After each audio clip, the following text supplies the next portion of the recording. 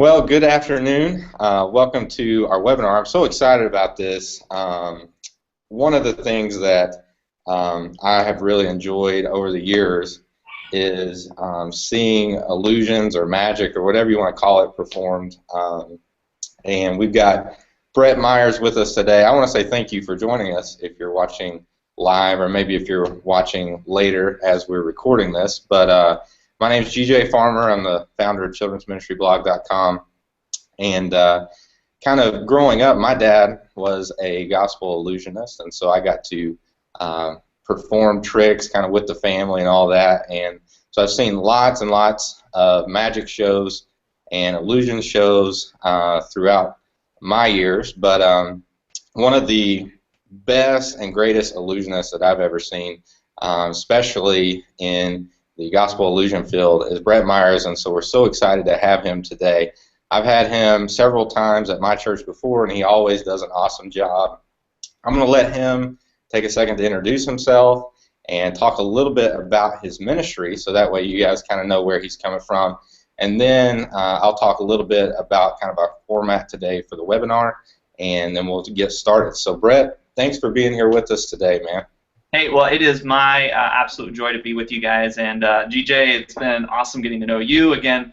He originally told me that he knew Lance Burton, which was so intimidating that he had seen Lance Burton growing up, and his dad knew him very well, and then said, hey, we want you to come and do a magic show but at our church. And I've had a great time getting to know GJ, and just really awesome to have you guys join us online just to kind of learn some illusions yourself.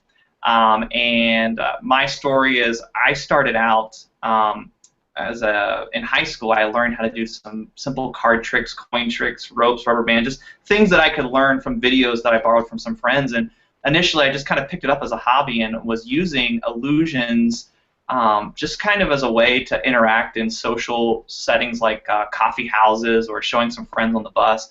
And then I went on a missions trip to northwestern Pennsylvania. While I was there, one of my teachers saw what I was doing, and I showed some kids on the street a card trick. And after I'd shown them this card trick, the kids kept following me around, and they were like, hey, can you show us another trick? How'd you do that? They just wanted to know more and more about magic. They were just so fascinated with it. And afterwards, my teacher who led this missions trip, she came up to me and she said, Brett, you know, I really think that this hobby, this gift, this creative art that God's given you of magic trick could be a great platform to reach other people for Christ, and that really it could be something that you're able to share your faith with them and impact a lot of lives. And at the time, I had no idea how to do that. I had never heard of a gospel illusionist or a Christian magician. I didn't know anybody that did that, and at the time, I just kind of didn't know exactly how to get started. But my teacher just kind of encouraged me. She said, you know, Brett, take the tricks that you already know, take what God's given you, and just say, God, however you can use this, use it for your glory and to build your kingdom. And she said, you'll be amazed at what God can do with that kind of a heart and an offer. And my teacher was right. I kind of just started out doing some shows in some local churches, and eventually God sort of redirected this to become my full-time occupation and profession. My wife and I travel all across the country, partnering with over 140 churches every year, and it's been amazing as we do events from coast to coast, getting to see the country, and then also just being able to communicate God's love and hope through a creative art like magic. So it's really awesome to be able to do that. Yeah, well, we are, like I said, extremely glad to have you for the webinar today. Just kind of the format of this, if you are logged in, watching the video live, if you scroll down just a little bit, you'll notice a chat kind of window underneath the video stream there. Be sure to interact throughout this time. I'm going to kind of be monitoring that for maybe questions or comments, and as we get to time to do that, Brett will be able to answer some of those for us. So kind of the format we have today, he's got 3 illusions that he's going to be showing us and teaching us not only how to do the tricks, but also how we can use them kind of to present a message to children, so that's going to be great. And so after each trick, what we'll do, he'll do the performance. He will then explain how to do it and all that kind of stuff. And for each trick, we'll take a Q&A after that particular trick pertaining to that illusion. And then after we get finished with all of them, with whatever time we have remaining, we'll try to do some general Q&A over any of the tricks or maybe something that wasn't covered. And so if you have a question, be sure to type in that chat box that's just under the video stream there.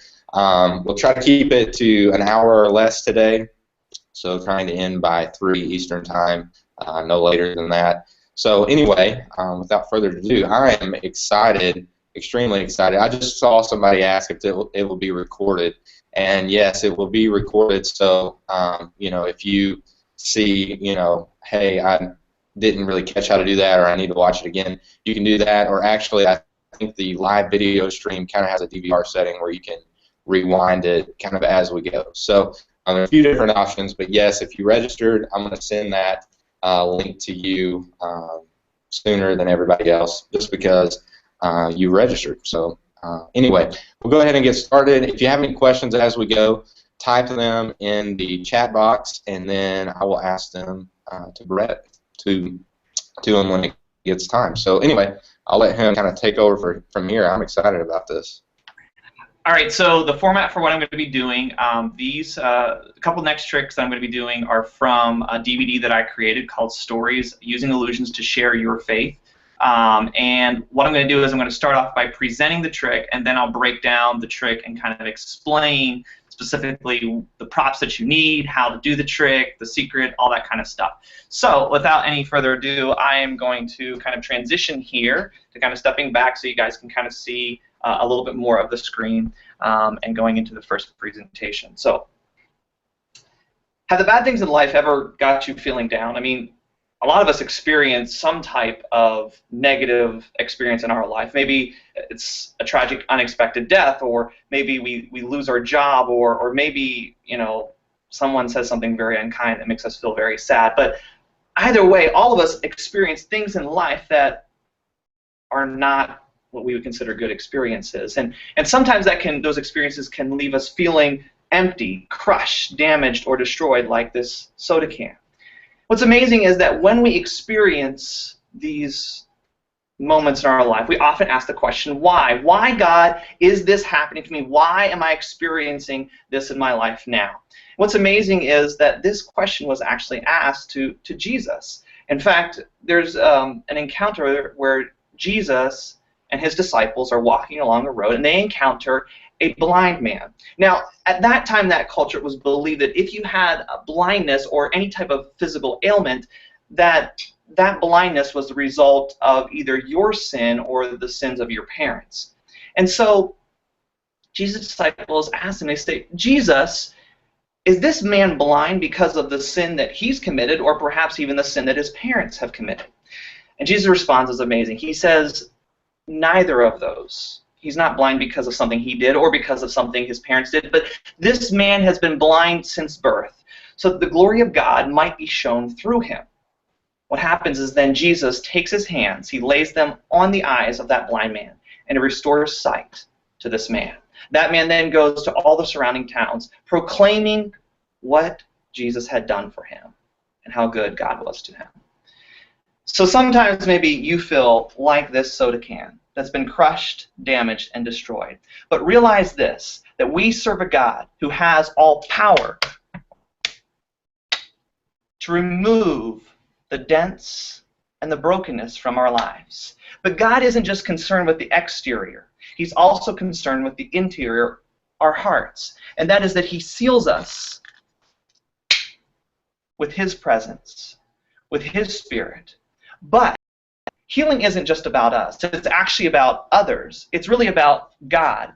And that God's Spirit might be poured out and fill another's cup. So the next time you experience something negative in your life, perhaps before asking the question why, maybe ask the question, how, God, might you receive glory through this experience that I'm having? Thank you. Man, that was awesome. So I got to know how to do this. You got to show us.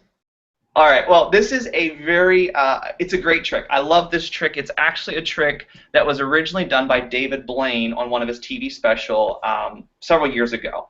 And I remember when I saw the trick, I instantly thought, you know what, this trick seems like something that could be used as an illustration to make a powerful point about God's healing and even how God is concerned with the whole story of redemption throughout our lives. And so this trick was originally created by Anders Moden, and it is a trick called Healed and Sealed.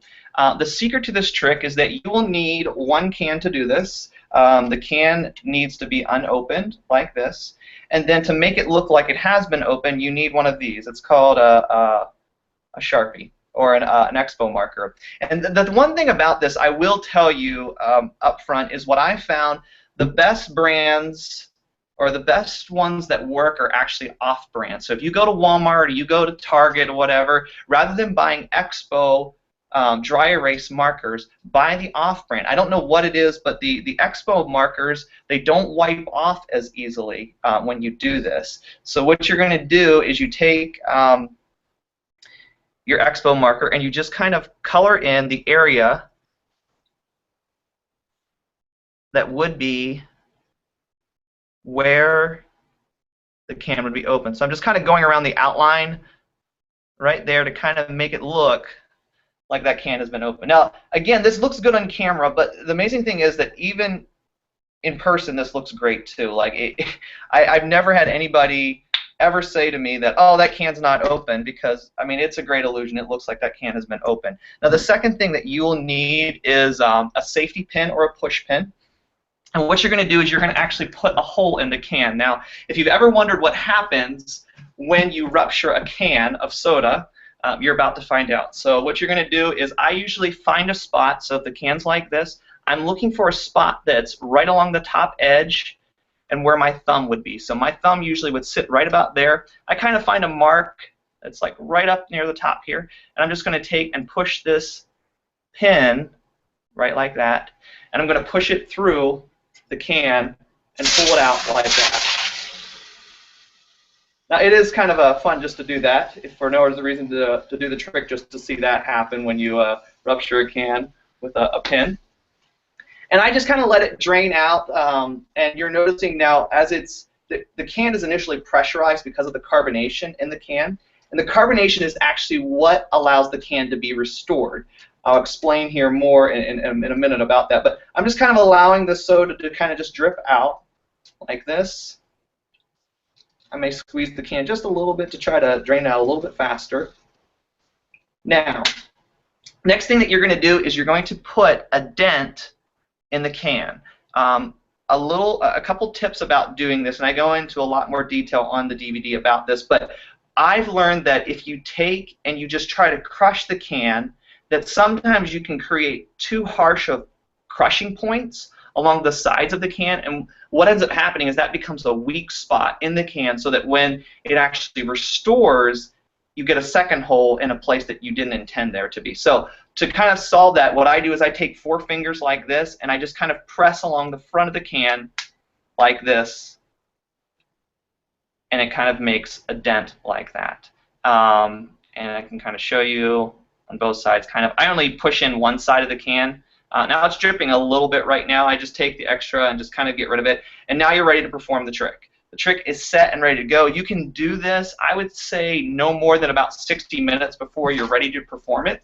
If you are going to do it more than that, then put a little piece of tape or something over that hole so that the carbonation doesn't slowly release. The same thing that when you put soda into a cup and you leave it out, eventually you come back, it's going to be flat because all the carbonation has escaped from it. You need the carbonation in order to restore the can. So here's what's going to happen. My can's still dripping here just a little bit. I'm going to drain off just a little bit more soda. And usually when I drain this, initially I want to drain about 1/4 or 1/3 of the can of soda. That's usually what I try to aim for. Now, I'm ready to perform this. The way that this works is all you have to do to make the can restore is you shake the can. Now, some people do, like when I learned the DVD on how to do this, they would like slosh it slowly like this.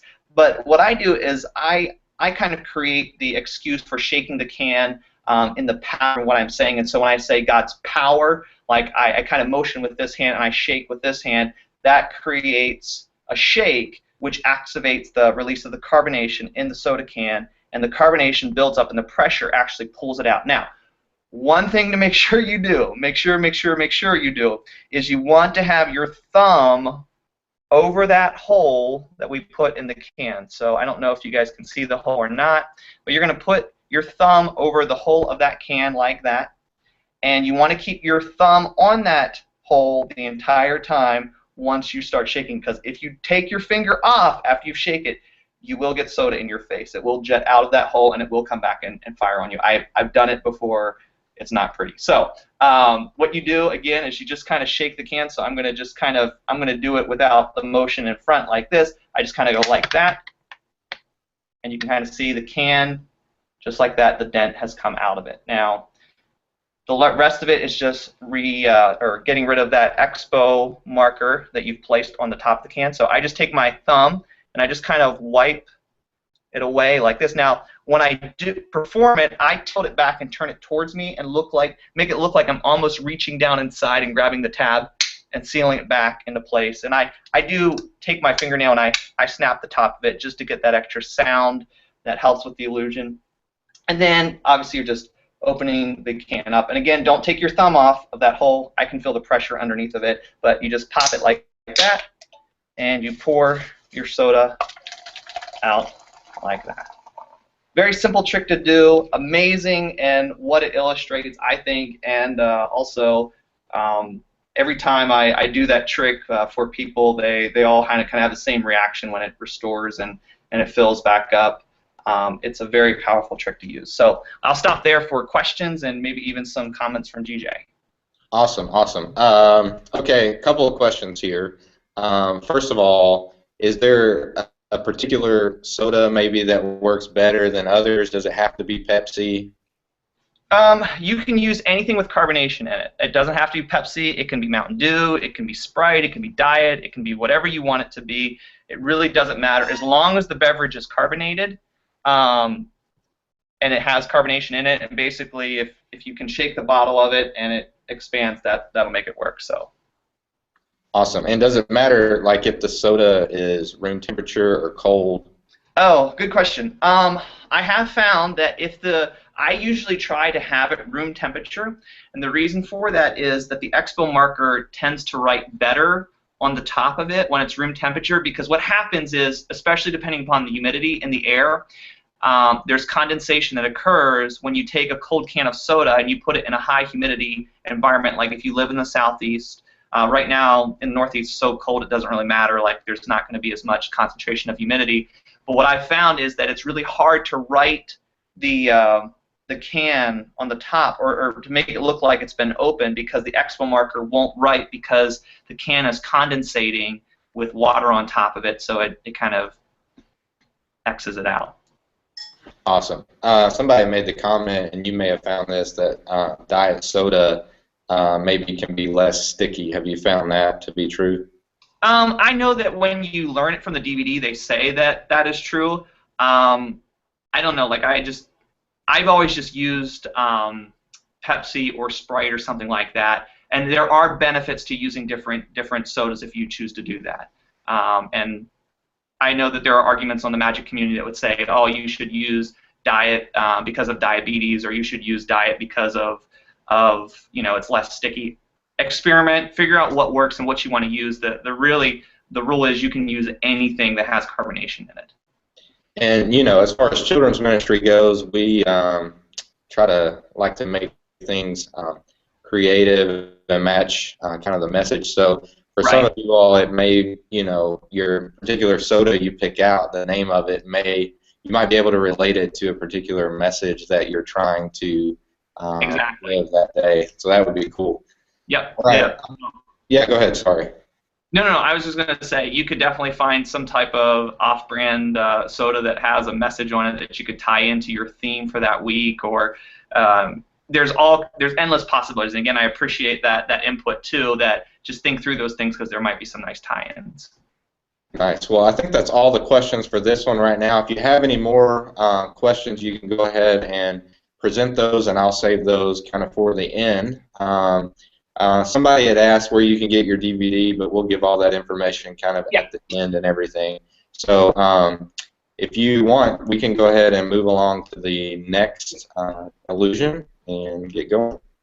Yes. So, okay, one little note that I want to give is this was something that I learned when I first started doing shows when I was a senior in high school. One of the things that I made the mistake my first year was I thought that every trick that you did as a gospel illusionist had to have some type of a message. So every trick that I did, it didn't matter if I was, doing like sponge balls, or if I was doing the coloring book, or any trick that I was doing, I had to have a message to it. And this was actually something that another teacher that had been doing magic much longer than I had came along and he said, Brett, by doing that, if your entire show, which consists of maybe 50 minutes or 30, 50 minutes, every trick you do has a message, then it actually weakens the overall message because you're trying to communicate too much. Now, if you're doing a study on something and you want to pair a couple tricks together as a message, that's great. But one of the things that I try to teach children's pastors and children's ministers is that every magic trick you do, there are some magic tricks that are just great as an icebreaker, as there's something to bring somebody up on stage to have fun, and then you can get to your message. If you want to use a magic trick to illustrate your message point, that's great, but not every trick you do has to have a message. So the next trick that I'm going to do is actually just a trick that's fun. Now, I've seen people modify this trick and they've done a message with it, but I love to do it, and I actually do this trick in my show, and it involves a kid on stage, but I don't have a kid here with me. GJ, I can't pull you through the screen to bring you on the other side here, so I actually am going to have my wife, Labrina, step in here, and she's going to actually kind of just stand in here. This is Labrina, and she's going to be helping me with this trick. So what we're going to do is I'm also going to put on some music. I'll talk about the power of music here in just a second, but Labrina, we have 3 cups that are here. We're going to play a little game that involves three cups. One of these cups has water inside of it, the other 2 do not. It's your job, Labrina, to keep track of which one you think has the water inside of it. I'm going to show you where it is, then I'm going to mix the cups up on the table. The first cup that you select, I'll take that cup, I'll place it over my head like this. If water doesn't fall on my head at that point, then the second cup that you choose, after I mix them up on the table, will go over your head, upside down. And the third will go back over mine. So really, there's only 1 out of 3 chances that you could get water on your head, but that's why it's important that you watch carefully. You ready? Here we go. Point to the cup with the water in, Labrina. Right there. Very good. One more time. Point to the cup with the water in. Right there. Very good. No more help from me. Now we're going to mix it. Now that was pretty easy, but it gets a little bit harder if I do a switchback, or I change the tempo or the speed.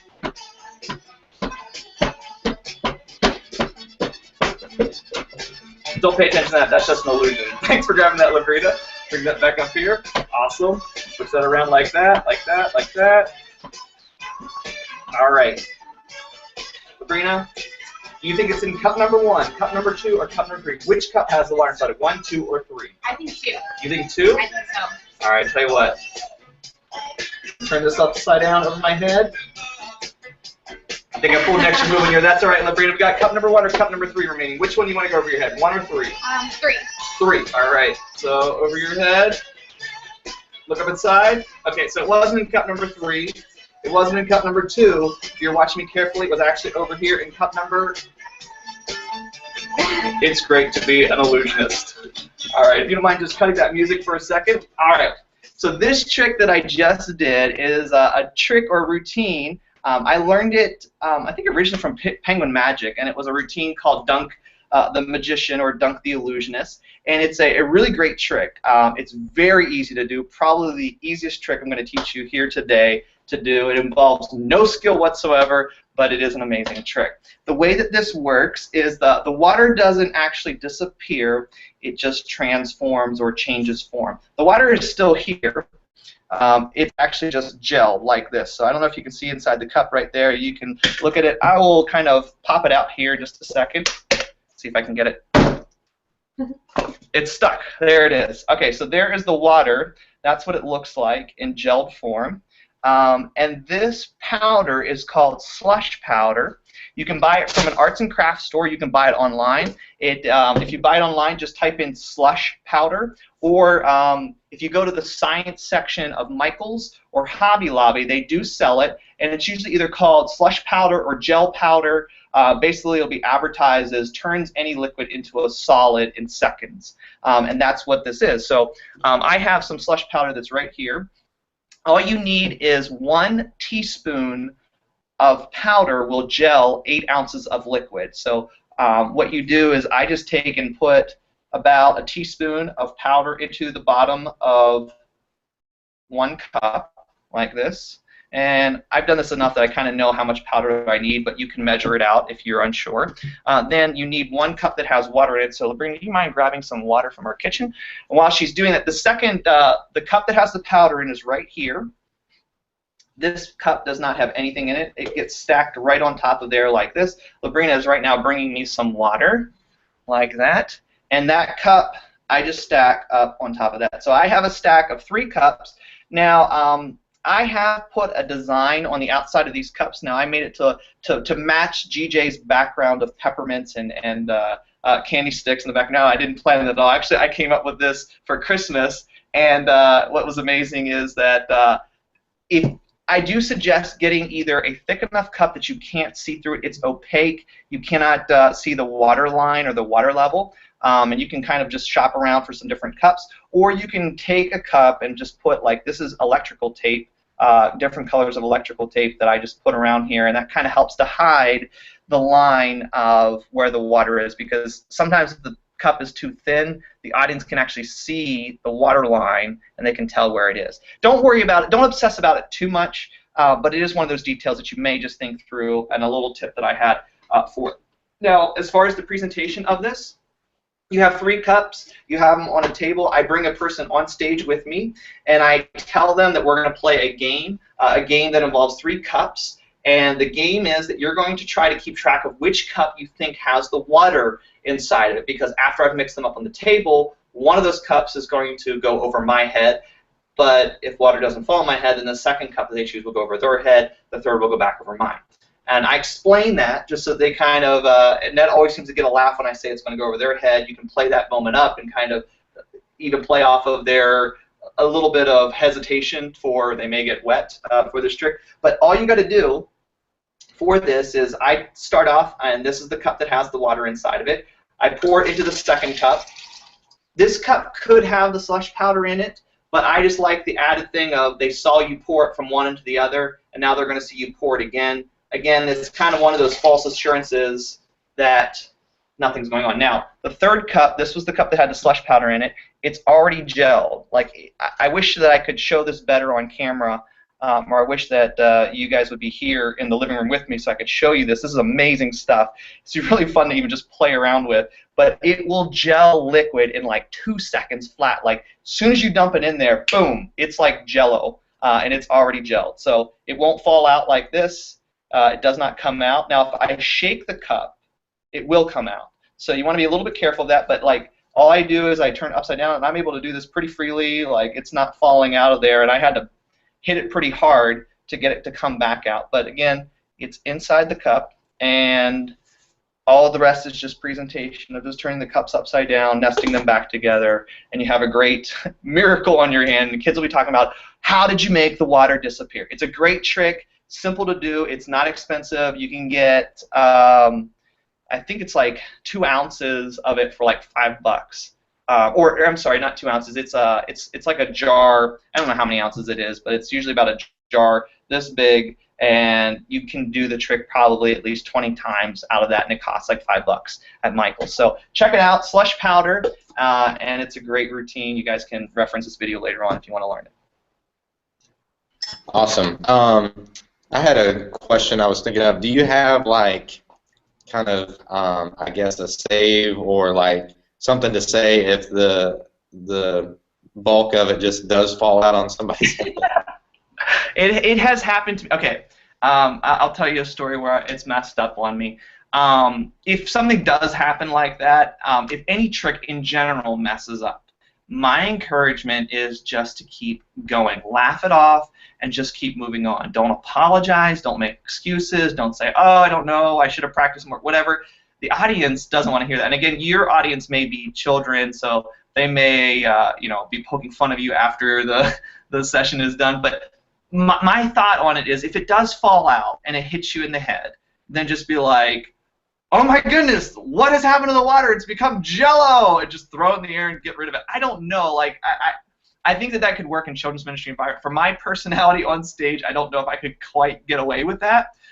If it would fall out of my head, I might just laugh it off and just toss it off. Just keep moving. Just keep going. There are maybe some creative outs for it. One story that did happen to me, and I was getting ready to tell it before, was there's two types of powders that you'll find at your craft store. One is a powder that will turn water into a gel, which is what I use. It's called Slush powder. The other powder is called Insta-Snow, and it actually will take snow, or it'll take water and turn it into an imitation snow. It says that it's a powder that will expand the molecules, or the powder will expand like 50 times its original size. It looks like snowflakes. I mean, it looks like you're walking outside, taking snow, and just throwing it in the air. Like, it's great stuff. But one time I put the wrong stuff into this cup, and so I didn't have slush powder in there. I actually had snow, and so the cup actually started bubbling up over with snow, and I just took the cup and I said, oh, look at that, we've got snow, and I just kind of threw it out over the audience and just kept going. The audience loved it, but I was kicking myself after the show, being like, how could I be so stupid to use the wrong powder? So if you're a magician, you understand. And if not, go to both the craft store and pick up both of them. They're both great powders, so Insta-Snow or Slush powder. That's cool. I was scrolling through the questions. I don't know that there are any other questions. I think you covered that pretty well. If you guys have any more questions on that trick, feel free to leave them as we go. We can continue on, though, to the next thing. I'm excited to see what the last thing you have for us is. All right, awesome.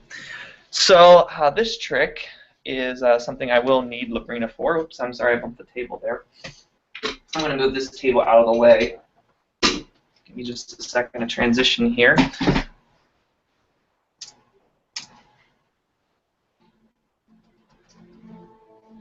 This is a trick that I would use to illustrate the gospel or the Jesus story. And at the beginning of time, each one of us were created by God. And I want this blue bead or foam piece to represent man, each one of us. And I want this green piece to represent God. At the beginning of time, each of us were given life by God. We were created in His image. Now, originally, we were connected to God. We had fellowship, community. We were living a life that was full of abundance. But then something happened. You see, something separated us from God. We were no longer connected to Him. And we find out that man, each one of us, made a choice to disobey God. And as a result of disobeying God, we actually died. Not just physically, but we actually died spiritually. Now, this has confused a lot of people as to what a spiritual death means, but here's basically what that truth means. You see, I want this bead to represent sin and these different strands to kind of represent our life or the story of our life. And you see, sin entangles our life so that our hearts are far from God. In fact, our hearts are locked and wrapped in sin. And even though, Sabrina, if you don't mind holding on to this, even though we may try to come close to God with our life or draw near to Him, sin is a constant barrier that blocks us from having a relationship with Him. You see, our life story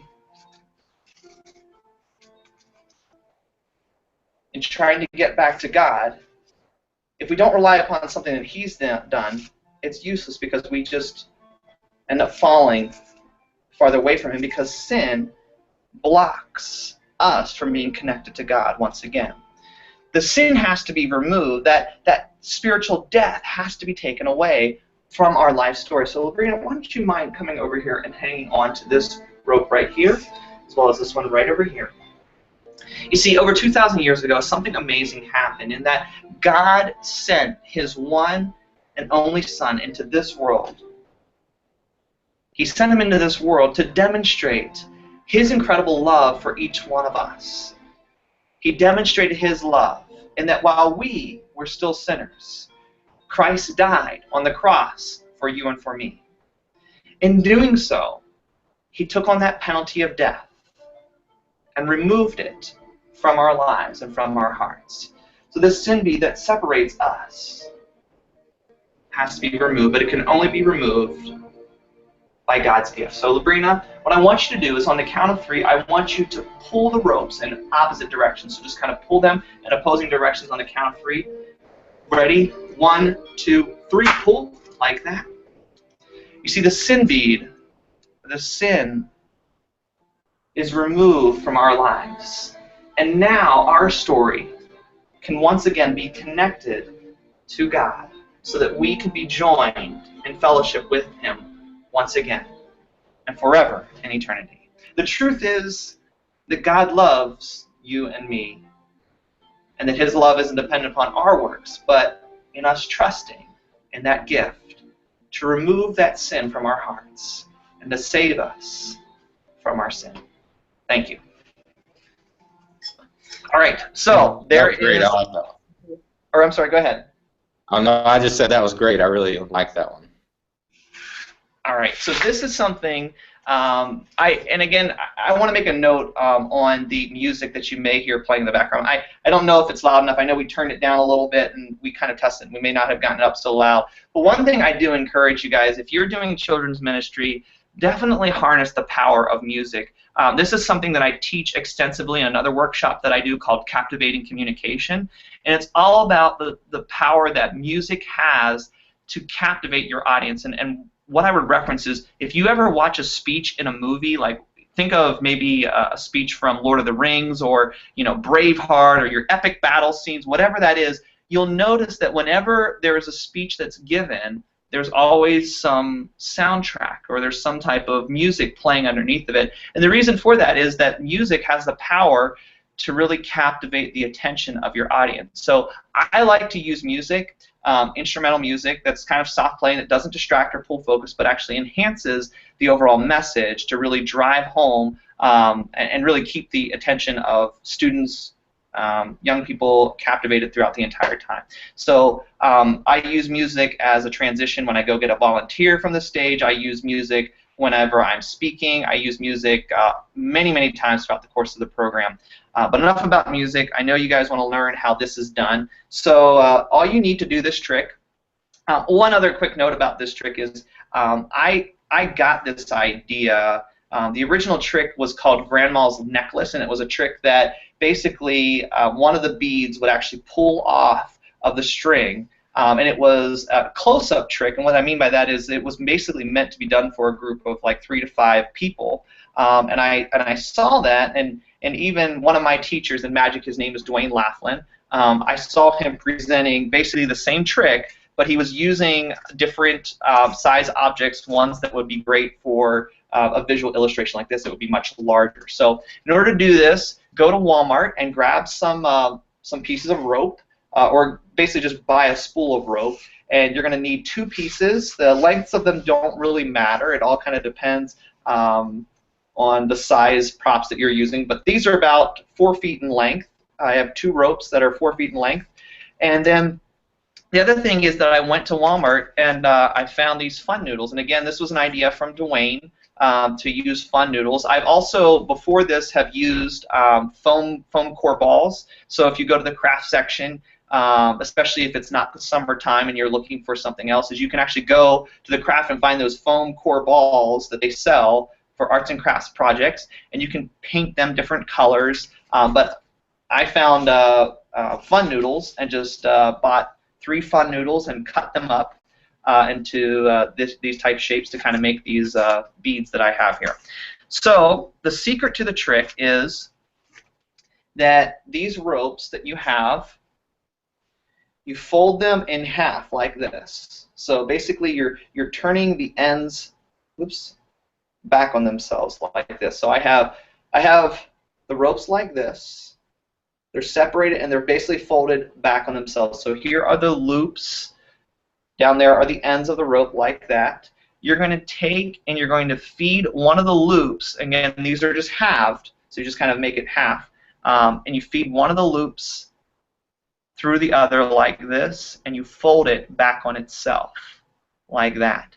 Now, your red bead or your sin bead, I'm threading this onto it like so, to this end.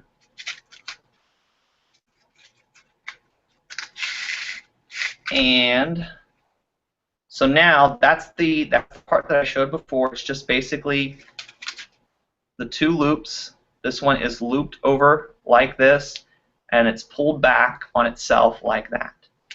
And then you slide the bead over that knot like that. It's not really a knot, but just that loop like that, and it hides it. So now you have what looks and appears to be two ropes flowing through the bead like this, but the loop is actually hidden in here. Now, the next thing that you need to do, and you need to remember to do this, otherwise all three beads will pop off. I actually did this when I was recording the Stories DVD, and it just baffled me because I had no idea what just happened. In order to prevent all three beads from popping off, what you have to do is you have to take and basically grab one end from one side and one end from the other. It doesn't matter which end it is, it just has to be from the opposing side. So one from the right side and the rope, another end from the left side, and you basically just tie a half knot like this. And just kind of, I'll kind of just do it like that. So just down like that. I do that in the presentation, but what that does is it allows all the other beads to stay on and the red bead will pop off. So I'm going to grab this end over here, and Labrina, if you don't mind coming back over here to kind of help out with this portion again. You hold on to that right there and to that piece right there. And I'm just putting the other foam pieces through the rope like this, threading it through. Oops. Like that, and then the other side just like the same. So now the next part is I just have the person I have standing here with me. I tell them not to pull on it ahead of time, but when I tell them, they're going to pull in opposing directions, and what happens is that rope is going to pull out and it's going to release the red bead right here. So I just kind of grip right here and I say, ready, 1, 2, 3, pull. She pulls like that.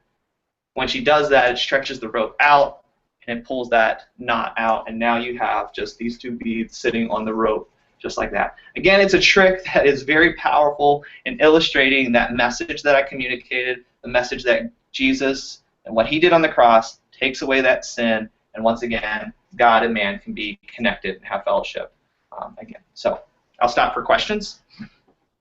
Awesome. And while they are maybe thinking of questions, typing, there was one that came across a minute ago. As far as music, where do you get like royalty-free music or things like that? I know it's a little bit different probably for churches who may have like a CCLI license and who are able to play other things. But yeah, go ahead. A lot of your churches, you do already have a CCLI license, and that kind of gives you permission to be able to use royalty music for the purposes that you're using them for. If you are looking for royalty-free music, there are websites that you can just search for royalty-free music. There's lots of stuff that comes up. There's even, if you look for like Magic royalty-free music, you can look through different websites, and I'll give a list of some resources towards the end on where you can shop for different stuff. But there are guys that have put out stuff that's great for Magic that is royalty-free music. If you are looking for music, typically what I end up doing is I go on iTunes, and I will start out looking at movie soundtracks. So if there's a movie soundtrack that has, most movie soundtracks are instrumental, and so you'll have just a whole variety of different feelings, or maybe I'll look and basically what I teach on music is match the emotion of the music with the emotion that you want the audience to experience. So if I'm sitting here and I'm saying I want something that is sort of captivating and keeps the attention, it's not driving or energetic or high energy, but it's just kind of soft, mellow sounding, then I may look for tracks that sound like that. And if that music that I'm listening to makes me feel the way that I want the audience feel, then I know that it's a good match. So if I'm wanting to create energy or excitement or anticipation, I'll choose a music track that sounds that way, and then I'll use that in my show or program. Awesome. Certainly good advice there. So yeah, I think that covers most everything. You were pretty great at explaining how to do all that stuff. Can you share with us, like you just mentioned, some places that, say someone Sure. is really looking to get into this kind of thing, maybe some places that they could start to go online to learn more, to shop or whatever? Sure. There's lots of different resources available, especially I feel like the resources have changed even in the past like 5 to 10 years, but definitely places that sell magic, and one of the first places I will shop for magic is either penguinmagic.com. It's one of the largest online retailers of magic based out of Las Vegas, and they have tons of stuff, everything that you've ever seen on television. They're going to have most of that stuff there. So if you're wanting to learn card tricks, coin tricks, whatever, Penguin Magic, or even like supplies, like I mentioned, the slush powder, the snow powder, any of that stuff, they're going to sell all that stuff. Another great one is the Magic Warehouse.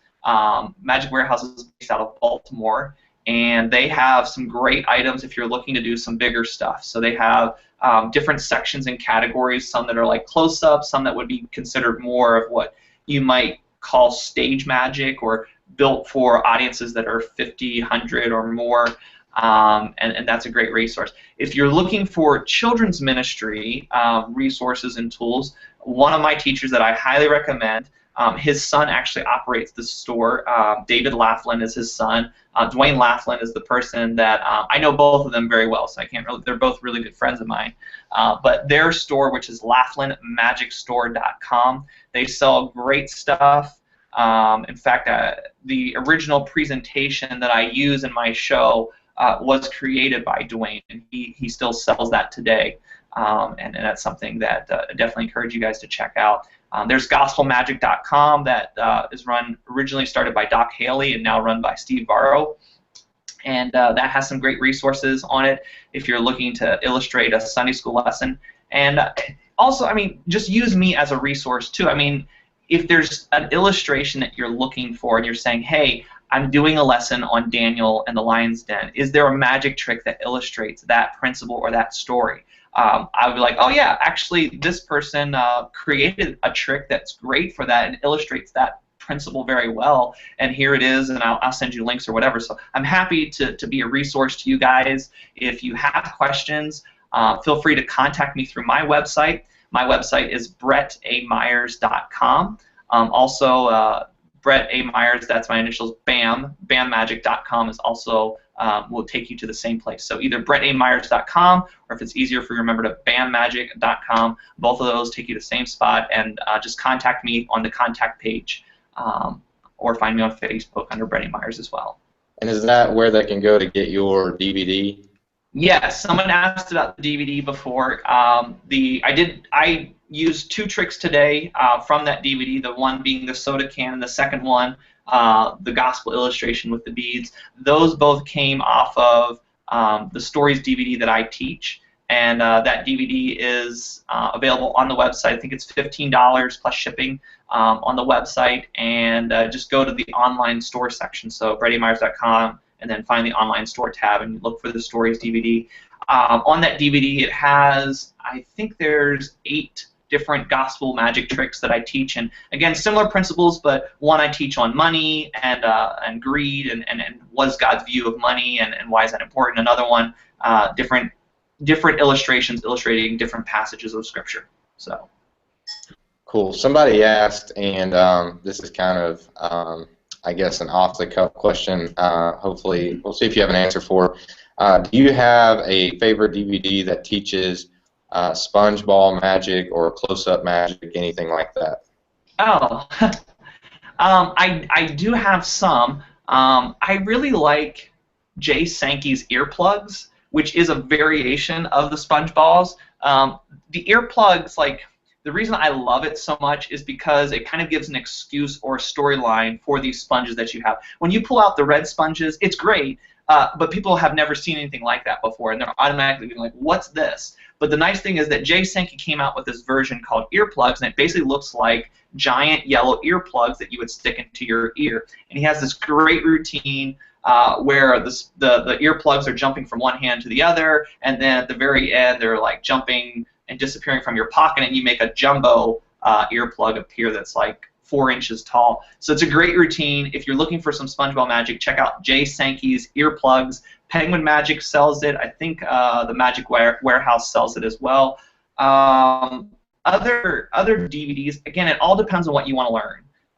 If you were saying, hey, I want to learn some coin magic, I would recommend one DVD. If you're looking for card magic, I would recommend another DVD. Or if I'm looking for, you know, it all depends on what you're looking for. I might recommend different DVDs. And again, if there's something specific that you want to learn, message me, email me, contact me, and I will be happy to send you some links to some stuff that would point you in the right direction.